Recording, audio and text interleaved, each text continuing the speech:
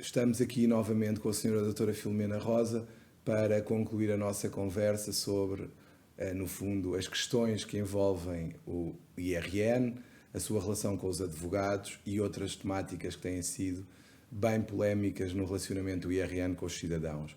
E esperamos que seja do vosso agrado, assim como os outros 2 episódios.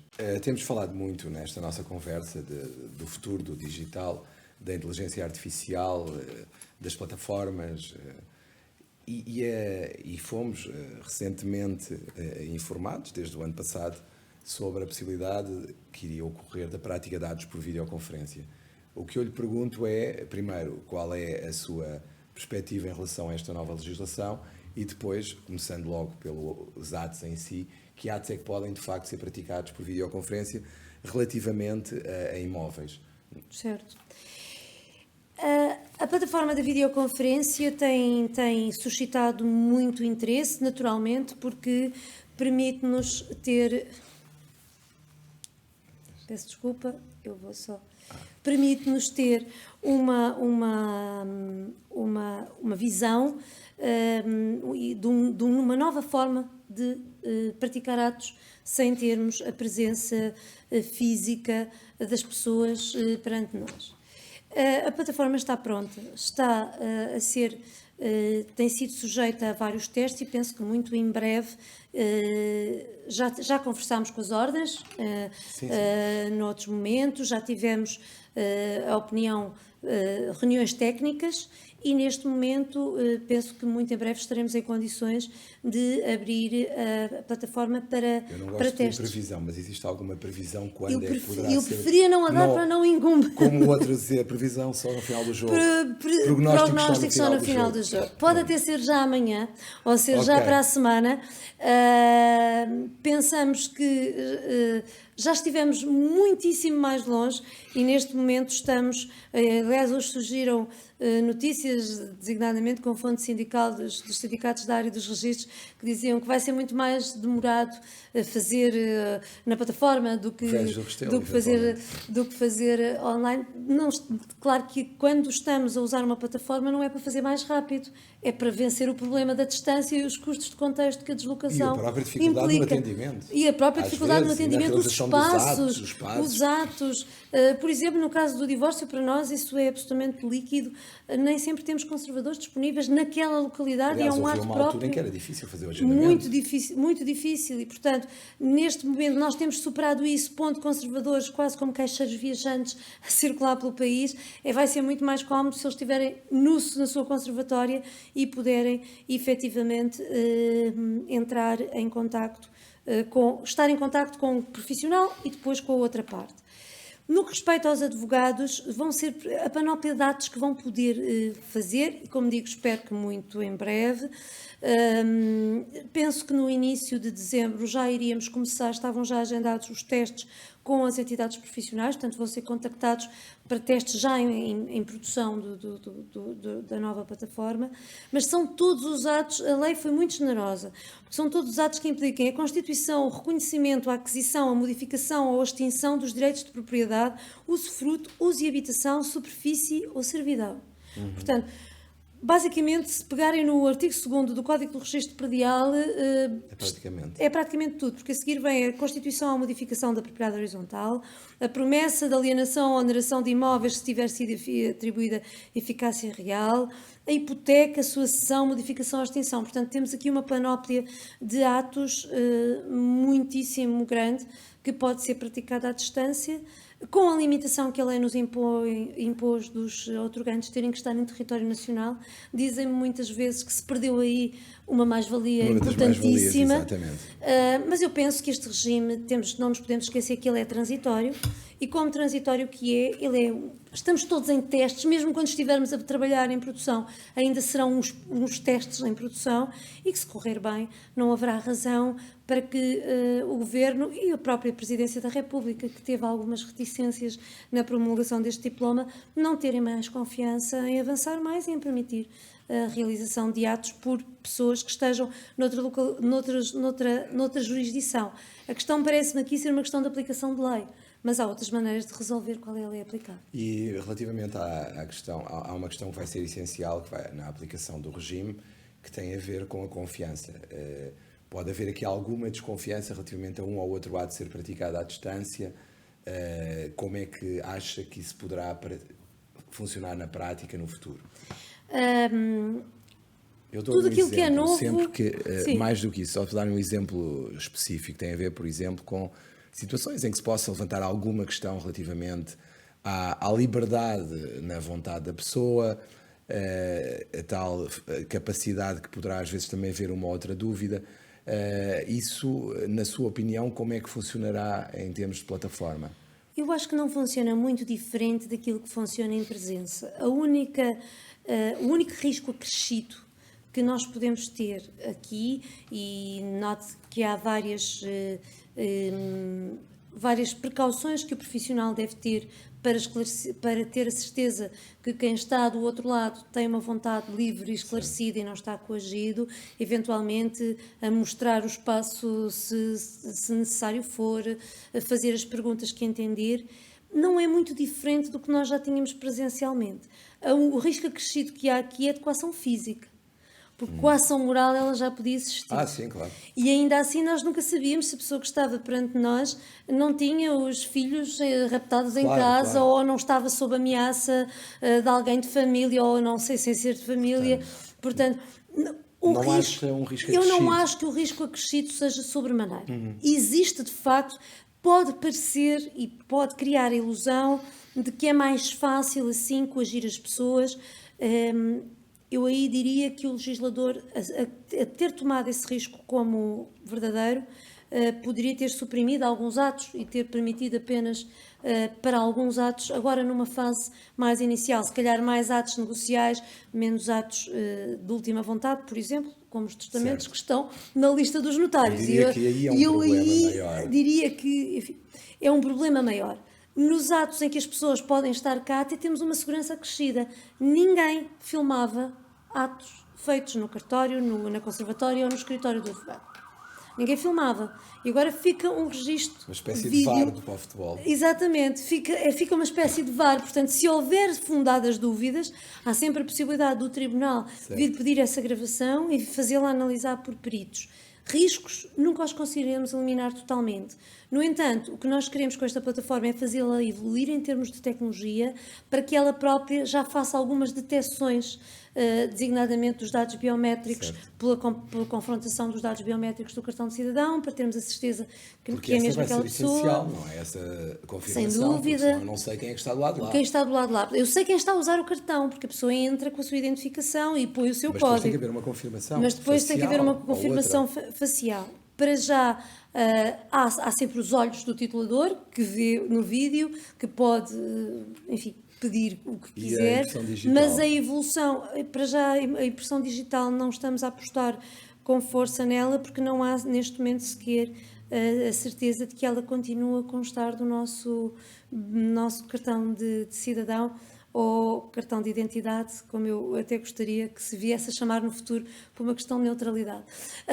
Mas aí não temos certezas, a legislação permite que não tenha, muitos bilhetes de identidade estrangeiros não têm, e portanto esse é algo que estamos noutra sede a tratar na concepção do novo cartão de cidadão.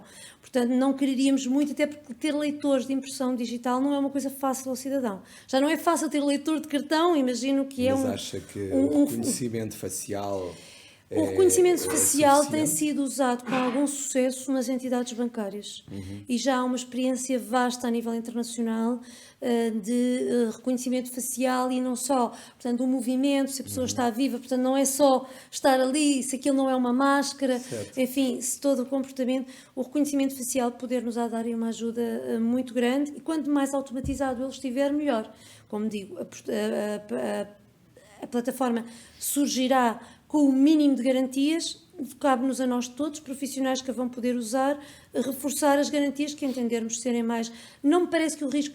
Eu sei que à partida, e toda a gente fala... Eu acho que no testamento é mais complicado, sinceramente. No testamento é mais complicado porque é uma declaração de uma última vontade. E estamos a falar, em princípio, poderá acontecer mais vezes de pessoas que poderão estar numa fase particularmente debilitada. Frágil, sim. E fragilizada, sim. Nos atos negociais, convenhamos que se forem tomados os devidos cuidados pelo profissional, não me parece que o risco seja muito superior, como digo. Sim. É a única coisa é a equação física, que é a arma apontada, não é? Debaixo da mesa, a arma apontada debaixo da mesa, que é sempre o risco que é invocado.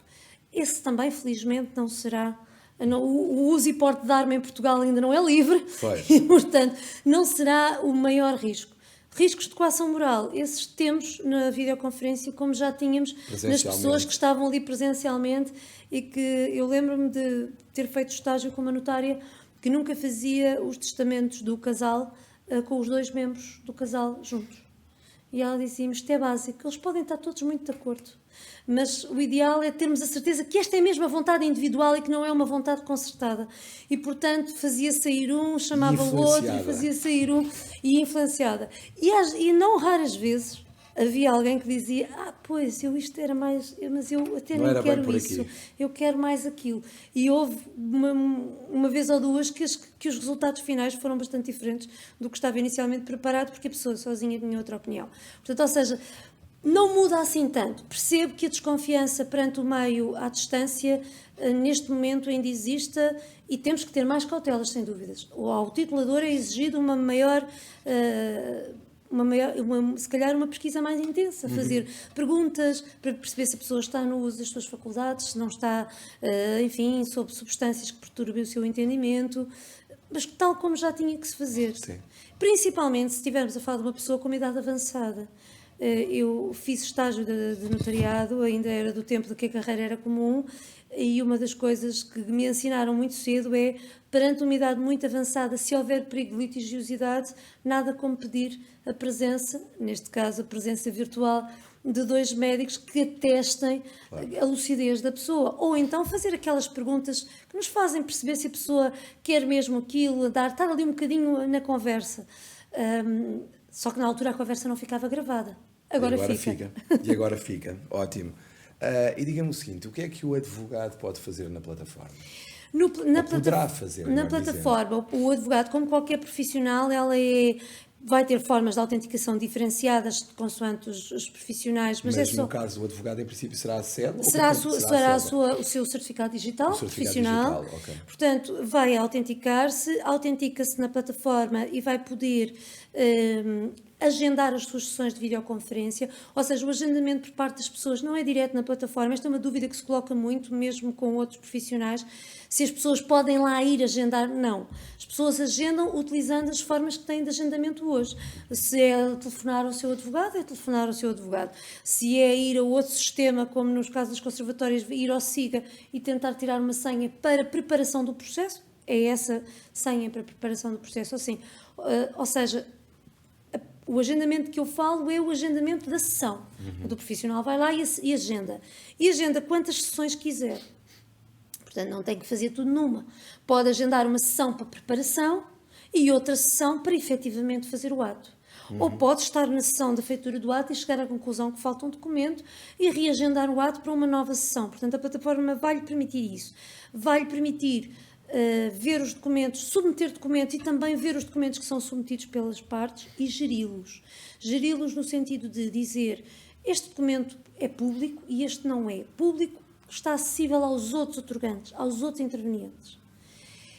Porquê? Porque pode a parte juntar documentos que não interessam para o ato, enganar-se. Portanto, aí o profissional vai ter o controle e dizer, não, este documento não interessa, portanto, eu vou mantê-lo aqui, ninguém tem nada que aceder a ele. Os documentos que forem ser partilhados, que forem válidos, poderão ser públicos. Há um documento, que é o título, que vai ter que assinalar que é suscetível de assinatura. Portanto, e ao assinalar que ele é para assinar, vai-lhe permitir, durante a leitura e a feitura do ato, depois pedir a assinatura dos intervenientes. Será um certificado digital? Essa assinatura é uma assinatura digital, pode ser cartão de cidadão ou chave móvel, e é faseada. Portanto, não há, às vezes as pessoas dizem, então, mas depois como é que se sabe quem é que assina primeiro? Não, é o profissional que na plataforma pede para aquela pessoa assinar, e a pessoa recebe o documento para assinar. Outra questão bastante interessante que se resolveu bastante bem foi conseguirmos ter um ecrã onde vemos as pessoas e o título ao lado. porque esse era um dos riscos. Como é que eu vou saber se as pessoas estão a olhar, se não está alguém a interferir, se estou a ler o ato? Não, o ato está ao lado, no mesmo ecrã, e o profissional consegue ver. É o profissional que comanda a leitura do ato. Sim. E quando a página muda para todos os intervenientes. Portanto, não há hipótese do interveniente A ou B dizer eu não estava a ver essa parte do título. Sim. Está. Sim. E, portanto, depois submete os documentos. Estes documentos vão ficar visíveis durante 30 dias para todos os intervenientes. Ao fim do tempo, uma dúvida que me colocam muito agora também é, então e depois o conservador, quando for fazer o registro, vai ver o vídeo? Não. Vai analisar o documento assinado pelas partes, como analisaria um outro qualquer documento, neste caso é um documento eletrónico, mas não vai ver o vídeo. O vídeo existe por uma questão de segurança. O profissional deve certificar-se que o vídeo tem um mínimo de qualidade. Perguntar-me-ão, tem que o ver todo? Depende, eu acho que nós vamos acompanhando e vamos vendo se está ou não está a ser gravado, portanto pode fazer, mas também estamos a tentar desenvolver uma forma da inteligência artificial nos ajudar com isso.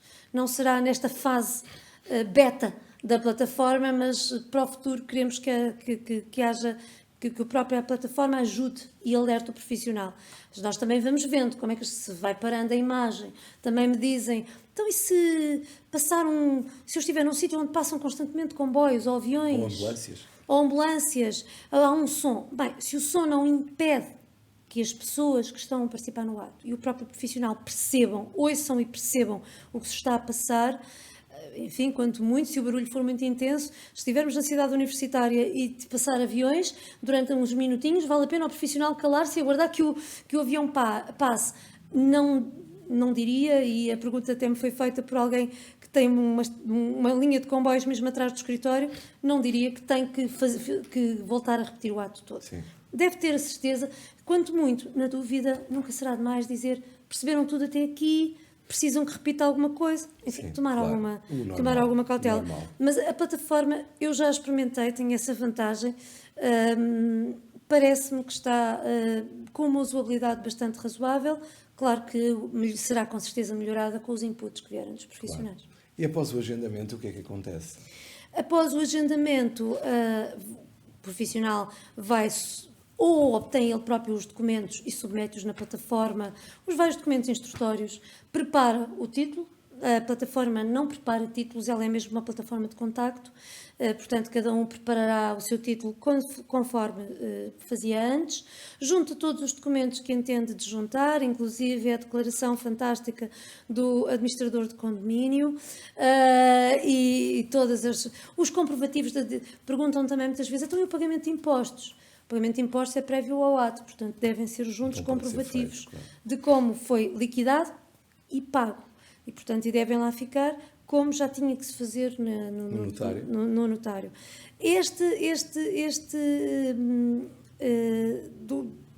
Para além dos documentos e de juntar os documentos, como digo, pode fazer todas as sessões, aceder e gerir as sessões de videoconferência. Nós até pensamos nos advogados que trabalham em mais do que um escritório. E vai ser possível criar vários escritórios onde trabalham e associarem-se a um ou ao outro, consoante o local, sim, o centro da sua atividade para o qual estão a trabalhar naquele momento. Portanto, tentámos pensar em tudo, como digo, temos a certeza que os profissionais agora, quando começarem a usar, nos vão dar sugestões de melhoria muito úteis. Que é normal, aliás, um programa novo tem sempre que contar com quem os usa, de facto. E diga-me o seguinte, então, quando se inicia a videoconferência, o que é que o advogado deve fazer? Deve-se autenticar? Deve-se autenticar. Só quando ele entra é que as partes conseguem entrar. Uhum. Portanto, eles recebem o link por e-mail, mas só quando está o profissional é que eles conseguem entrar. Digamos assim, é como aquelas reuniões em que há uma pessoa que tem que entrar primeiro e admitir os outros. Vai ser similar? Vai ser similar, de alguma forma é similar, sim. Okay. Depois tem que verificar a identidade. E verifica a identidade, não só porque as pessoas já entraram com o seu cartão de cidadão, mas olhando, pode pedir para mostrar o cartão, para além de o terem introduzido, podem ter entrado com chave móvel, pode pedir para mostrarem o seu cartão, pode fazer perguntas, pode pedir para se mexerem, enfim, deve solicitar que apresentem o documento, deve verificar a imagem facial à face do documento. Como digo, no futuro nós queremos que a máquina já faça isso por nós, mas neste momento ainda não estará a fazer. Solicitar que filme o espaço físico circundante. Eu diria que não temos que ser absolutamente rigorosos e mostrar todos os cantos, mas enfim, ficar com a convicção de que aquela pessoa está ali livre e, portanto, mostrar o espaço. Quem já abriu uma conta online, num banco online, já teve essa experiência, que é fazerem-nos dar a volta um bocadinho, não é nada de muito dramático. Confirmar o pagamento dos impostos, no caso que haja impostos, e validar depois, ler o ato, parar as vezes que forem precisas e explicar o que tiver que explicar, consignar no ato as menções que entender por convenientes. Uma das que me perguntam muito é: então, e como é que eu sei que as pessoas estão em Portugal? Pois não sei. Nós tentámos ver isso na aplicação, mas o custo-benefício era escasso. De facto, é um problema. Porque mesmo que nós puséssemos a validar que aquele IP estava em Portugal, a pessoa podia sempre arranjar um IP virtual numa máquina portuguesa e não estar em Portugal. Portanto, o esforço económico de perfeição da aplicação para o benefício, de certeza, então, era pouco. Portanto, vamos ter que assentar aqui numa declaração. Basicamente, o que nós vamos ter é a declaração feita por quem, de facto, diz tem que haver uma declaração, eu estou em Portugal. Eu estou em Portugal, e se vier a apurar que não é real, há um vício para o ato. A responsabilização, houve desde logo pode haver um vício além para da o falsidade, ato, além das falsas declarações perante o oficial público. É um vício, por exemplo, no momento atual, só se poderá praticar atos em Portugal. É um vício que gera a nulidade do título. Exatamente. Portanto, é especialmente gravoso. Eu acho que aí os profissionais devem fazer um uso da sua ciência e explicar aos seus clientes qual é o risco. Porque poder-me dizer assim, mas se estiverem todos de acordo, há um que até está ali em Espanha, mas qual é o problema? Era o que eu estava a pensar. Mas estão todos de acordo agora. Certo. E não é difícil geolocalizar as pessoas, até pelos seus telemóveis, daqui a uns meses, se formos para tribunal e se tivermos um litígio. Sim. Portanto, há que haver aqui especial cautela sobre... porque isso gera, de facto, a nulidade do ato. É algo que... Sim, se houver um litígio, é óbvio que é a primeira coisa que aparece para destruir a validade do ato. Aí eventualmente, poder-se-ia pensar numa solução similar à simulação, em que se impedisse a alegação. Por exemplo, a alegação da nulidade, porque ainda até pode ter dado caso ao auto. Mas aí, pronto, aí já é uma questão jurídica. Em termos de melhoria da lei, eu acho que essa sugestão é muitíssimo interessante, porque de facto a pessoa pode ter dado causa ao ato, a pessoa pode dizer que estava em Portugal e afinal... E fazer crer todos os outros. E fazer crer todos os outros nisso. Portanto, eu acho que faz todo sentido, e por isso é que este regime é experimental, porque de facto é tão novo que era muito difícil pensar em tudo e não o vou defender. Como digo, o IRN participou, mas muitas das soluções que ali estão consignadas, designadamente esta, não foi defendida por nós. Nós colocámos um problema de jurisdição, mas que achávamos que se resolvia de uma outra forma, que era dizendo que sempre que se usasse este diploma, que se aplicava ao ato à lei portuguesa. Era uma escolha que as partes faziam ao escolher este módulo. Tornar-se a lei imperativa. Tornar-se a lei imperativa. Por qualquer razão, eventualmente até por causa dos regulamentos comunitários que existem, que permitem a escolha de lei, não foi essa a opção, portanto foi-se para o estar em Portugal, que no fundo acaba por dar um bocadinho do mesmo, porque se eu estou em Portugal... Pelo menos nas disposições imperativas. Pelo menos nas disposições imperativas eu ficarei sujeita à lei portuguesa, mas essa é uma melhoria que podemos pensar, porque de facto podemos ter aqui essa questão de alguém dar causa. Eu posso lhe dizer, eu estou em Portugal... Mas aí sempre em tribunal também se arguirá a boa ou má fé. Sim, e o venir é contra factum próprio. Mas é preferível evitar interpretações jurídicas neste Sem caso dúvida. E impor uma solução que diga, neste caso é assim. Sem dúvida. Senão vamos estar a discutir coisas que... Por isso acho que se calhar esta questão é uma questão que depois, um ano já vai quase passado, portanto no ano que nos resta teremos que começar a trabalhar no futuro, destes atos à distância, que eu acho que eles têm futuro, e essa será uma melhoria, sem dúvida, a introduzir. Relativamente, por exemplo, à possibilidade de recusa da prática do ato, quando é que ela poderá ocorrer? A recusa da prática do ato inclui todos os atos que já podiam haver recusa da prática do ato e que constam do Código de Notariado, portanto, se o ato for nulo, se não couber na competência de quem o está a praticar, por exemplo, estão lá os divórcios, mas a competência para os divórcios não foi alterada, portanto, nem os notários, nem os advogados, nem os suscitadores poderão fazer divórcios. É por aí. Portanto, se não tiver competência, se tiver dúvidas quanto à identidade dos intervenientes, imagino que a pessoa se autenticou, mas tem uma imagem muito diferente daquela que está no seu documento de identificação e se levanta qualquer tipo de suspeita.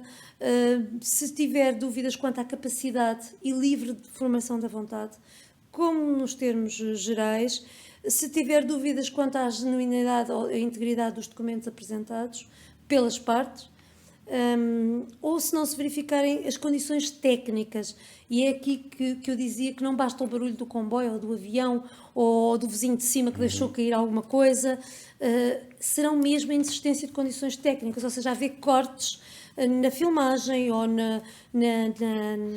no vídeo que sejam de tal maneira que não se possa recuperar.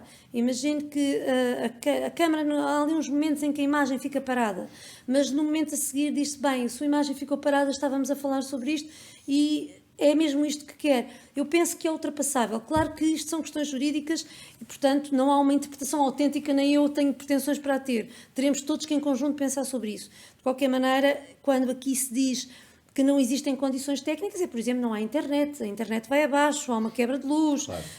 Interrompe-se o ato de uma maneira decisiva, é preferível reagendar e voltar a fazê-lo e, portanto, aí deve haver a recusa da prática do ato, porque, por exemplo, uma das pessoas não tem assinatura digital. Isso pode acontecer perfeitamente. Alguém marca um ato, tem assinatura digital, mas o outro não tem. Ora, não vai ser possível assinar de forma autógrafa, imprimir o documento e assinar e submeter. Isso não é possível. A assinatura é feita na plataforma. Vai ser exclusiva a utilização da plataforma. Plataforma. Portanto, se a assinatura é feita na plataforma, tem que ter uma assinatura digital. Se a pessoa não tiver, não estão reunidas as condições à prática do ato e o profissional deve recusar-se se, por exemplo, a meio do procedimento se percebe que uma das pessoas não tem assinatura digital. Para concluir a nossa conversa, que já vai longa, e desde já reitero os meus agradecimentos pela sua disponibilidade e paciência para discutir connosco todas estas temáticas, acho que se impõe uma pergunta de relacionamento advogados, cidadãos e IRN. Porque, no fundo, mesmo quando estamos a falar de advogados, estamos a falar do seu cliente, estamos a falar do fim que é, quer o IRN, quer os advogados têm de servir o cidadão e de prestar o melhor serviço possível. Qual é que acha que é a importância do papel do advogado no relacionamento do IRN com os cidadãos? O advogado tem, para além da sua função social, que não vamos agora aqui debater, mas que é sem dúvida de grande relevo, porque é uma figura essencial na garantia efetiva do acesso ao direito por todos aqueles, nem todos somos juristas, apesar de juristas e de treinadores de bancada todos termos um pouco. Agora ainda por cima o Dr. Google, não é? Exatamente, vamos ao Google e todos sabemos tudo, mas de facto o direito ainda assim encerra alguma complexidade e, portanto, o advogado permite o acesso ao direito por aqueles que não são especialistas nem têm de o ser. O IRN reconhece essa importância do papel do advogado e, principalmente para nós, o advogado surge como um elemento facilitador do nosso trabalho. Não tínhamos dúvidas que, à partida, ter um jurista a intermediar nos pedidos facilita muito um trabalho que é jurídico. A qualificação dos registros, dos processos, é um trabalho jurídico. Portanto, é melhor interagir com um profissional jurídico do que com um cidadão que tem as suas limitações a compreender mesmo aquilo que se lhe está a pedir. Por isso, os advogados, principalmente nos processos mais complexos, quando falámos há pouco da nacionalidade, é um exemplo, mas existirão outros, o advogado pode ter um papel muitíssimo importante na facilitação da vida ao cidadão, por um lado, e na facilidade com que depois todo o processo é tramitado, porque se ele estiver bem instruído é mais facilmente tramitado. Por isso temos tentado ter com os advogados uma relação de proximidade, assim como com outros profissionais jurídicos, em matéria da formação, estando presente agora aqui, disponibilizando-nos para articularmos para o esclarecimento de dúvidas, um trabalho que temos em curso e que continuaremos a fazer, de forma que a informação seja fluida e chegue facilmente aos advogados, para que eles possam auxiliar os cidadãos. Digamos que, de alguma forma, todas aquelas dúvidas que são esclarecidas por advogados não têm que ser esclarecidas a um balcão, sendo certo que os nossos profissionais têm muitas tarefas para desempenhar e não são em número tão generoso assim, pelo que toda a ajuda é pouca. Portanto, convenhamos que vemos aqui o papel do advogado na sociedade. Pode aqui, e no que aos registros respeita, ser de um facilitador e de um promotor da celeridade dos próprios registros. Mais ainda, quando chegamos ao mundo digital. Porque no mundo digital nós temos uma dificuldade sempre à partida, que é o cidadão recorre ao mundo digital. E depois as pessoas ficam muito indignadas porque o cidadão não pode submeter ele um documento. A questão é quem é que se responsabiliza por aquele documento, e nós sabemos o quão é fácil ter a aparência de verdadeiro um documento que não o tem. Estamos a trabalhar em termos de inteligência artificial para ter máquinas a ajudarem-nos a fazer essa validação, mas ainda assim ganhamos em ter alguém que se responsabiliza por isso. E o caso do advogado é esse mesmo, é um profissional especializado e especialmente preparado, que se responsabiliza por aquele documento que submete. E aliás, pena que na nossa sociedade a relação com os advogados normalmente surja, excetuando o caso das empresas, mas pelo menos nos particulares, nas situações de litigiosidade. Porque o advogado não existe só para as situações de litigiosidade, também existe para um aconselhamento jurídico que pode fazer previamente em situações normais, em situações administrativas, em situações jurídicas que não são de litígio, são de construção de direitos, de transmissão de direitos. Portanto, vemos com bons olhos a intermediação pelos profissionais, porque é também um trabalho que assim nos surge mais facilitado e mais bem feito. E no fundo também acaba por ser uma libertação de pressão sobre os serviços. Sem dúvida. As dúvidas que puderem ser esclarecidas por um advogado não são colocadas ao balcão, com a agravante de que o advogado vai conhecer aquele caso concreto e vai estudá-lo. Muitas vezes ao balcão o funcionário que está a atender dá a informação de uma forma genérica, portanto não analisou o caso concreto, não conhece aquela pessoa, não sabe das suas situações concretas, e muitas vezes temos reclamações por informações que foram dadas com a melhor das boas vontades e com o maior dos rigores, genericamente falando, mas que relativamente àquele caso concreto não funciona. Portanto, pode ser é menos um atendimento que se faz, é menos um esclarecimento de dúvida. Ao mesmo tempo, não quer dizer que os advogados também não tenham dúvidas e que também não precisem de as esclarecer, mas já o fazem de uma forma trabalhada e agregada e, portanto, quando chega à conservatória, torna-se mais simples de gerir, e mesmo para o IRN enquanto instituição. E depois tem outra vantagem, não é? Se houver confiança no trabalho dos advogados que conseguem, de facto, resolver as questões junto do IRN, ganhamos todos, porque o IRN fica com menos pessoas para atender, porque, em princípio, haverá uma concentração em advogados e também, naturalmente, o próprio serviço funcionará bem melhor, tendo menor pressão. Sem dúvida, quando maior for o número de intervenientes bem posicionados e legalmente habilitados a apoiar os cidadãos, mais fácil será a vida dos cidadãos e também a do Instituto. Claro. E dos seus serviços. E mesmo para terminar, eu queria pedir a sua opinião sobre matemática, que no fundo é a procuradoria ilícita e que muito cara é aos advogados, que é, no fundo, como é que acha que o IRN pode ajudar no combate à procuradoria ilícita, nomeadamente ajudar o Conselho Regional de Lisboa? O combate à procuradoria ilícita tem sido sempre uma questão que os advogados têm suscitado, e bem, é um crime, está previsto, mas nem sempre é tão fácil de fazer, dependendo dos contextos socioeconómicos e mesmo culturais e regionais dos serviços. Porém, eu acho que em termos de tecnologia nós temos um bom caminho, um franco caminho, uma via verde a percorrer. De facto, no pedido eletrónico ninguém se pode fazer passar por advogado. É quem tem uma cédula, quem tem um certificado digital válido que pode exercer essa qualidade que efetivamente tem. No pedido online, nós também só admitimos pedidos ou subscritos por quem tenha uma procuração efetiva, portanto, aquela ideia da pessoa que vai entregar registros não existe no pedido online. No pedido online ou é o próprio que faz o pedido, ou é alguém com uma procuração com poderes para fazer o pedido. E convenhamos que a procuradoria ilícita ficará muito mais diminuída se cada um desses procuradores tiver que ter uma procuração com poderes especiais porque não tem poderes presumidos, ao contrário do advogado que tem poderes presumidos para pedir registros. Não tem poderes presumidos para todos os atos que se fazem na conservatória, que essa também é uma velha questão, mas tem para a generalidade e para o pedido de registro tem.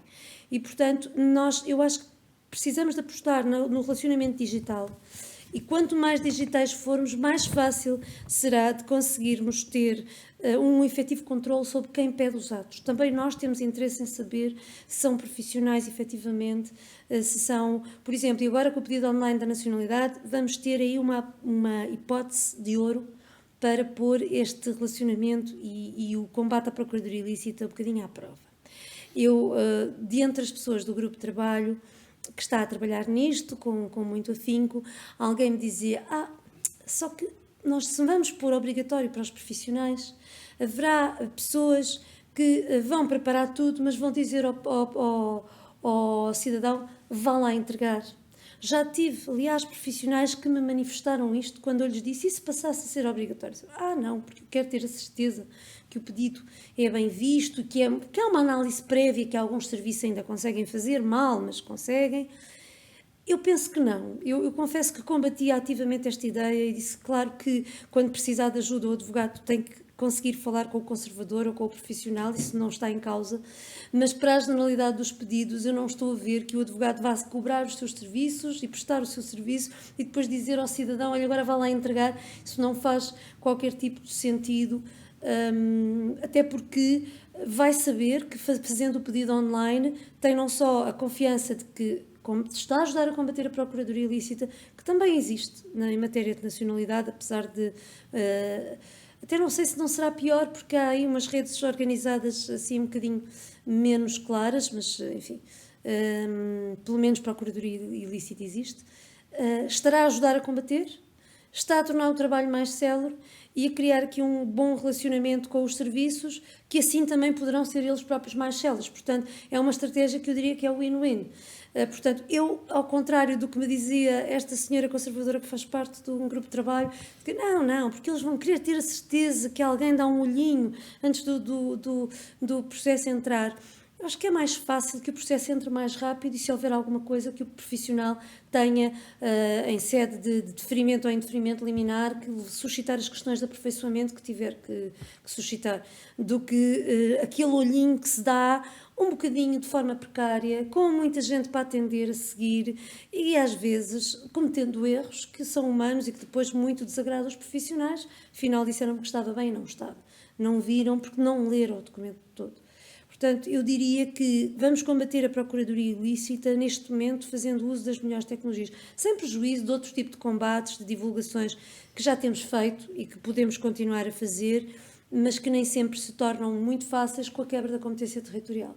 Porque hoje em dia esses expedientes que são utilizados já não é preciso, exato, já não tem que ser na mesma, pode ser aqui, além, e a pessoa já perde um bocadinho, mesmo os profissionais que dizem, mas você está outra vez aqui, já não é outra vez, esteve cá há 6 meses porque andou pelas conservatórias todas da zona, sendo certo que muitas conservatórias também estão muito deprimidas em termos de recursos humanos, e acabam por não ter sempre aquela presença de espírito, querem atender, nem estão bem a ver quem é que está ali à sua frente, e isso reconhecemos que é algo que também queremos melhorar e que acho que se melhora com o recrutamento, evidentemente, que esperamos que venha a acontecer no próximo ano, mas também com o recurso às tecnologias para que só vá ao balcão mesmo, lá está quem precisa. E esse não é o caso de precisar, esse é o caso, já vão dar mais nas vistas, porque eu quero crer que os profissionais vão fazer um uso massivo dos pedidos online, que tentaremos melhorar e modificar radicalmente, contando com as opiniões também dos advogados, de forma a que seja um meio por excelência. O digital by default, neste caso, é mesmo que o pedido seja fundamentalmente digital. e cada vez mais também temos que começar a usar documentos originariamente digitais, que ainda às vezes nos causam alguns problemas nas conservatórias, mas que tentaremos ultrapassar com os novos sistemas. Eu diria que a luta contra a procuradoria ilícita é muito legítima por parte dos advogados, que o IRN tem procurado acompanhar, mas que a maior efetividade nós vamos conseguir com o recurso às novas tecnologias, fazendo assim um controlo, um duplo controle, porque a própria máquina também controla e não deixa entrar quem não é o próprio ou não é um profissional habilitado. Muito obrigado, Sra. Doutora Filomena Rosa. Deixe-me salientar que é um grato prazer conversar consigo, verificar que os serviços públicos começam a perceber a importância que é estabelecer um relacionamento saudável, dar a cara, que é fundamental dar a cara perante o cidadão, perante o advogado, e explicar a sua posição de uma forma simpática e agradável, como fez, e muito clara, efetivamente, numa altura em que nós estamos, quer o IRN, quer os advogados, a sofrer ataques gravíssimos através das redes sociais, nada melhor do que a transparência, estarmos aqui a conversar um pouco, realizando conferências, podcasts e, de facto, tendo o tal canal que iremos melhorar, seguramente será um grande combate, quer à procuradoria ilícita, quer à má imagem que muitas vezes advogados e IRN têm e que nós não queremos que continue, obviamente. Foi um gosto. Certíssimo. Muito obrigada. Muito obrigado, Muito doutora. obrigada.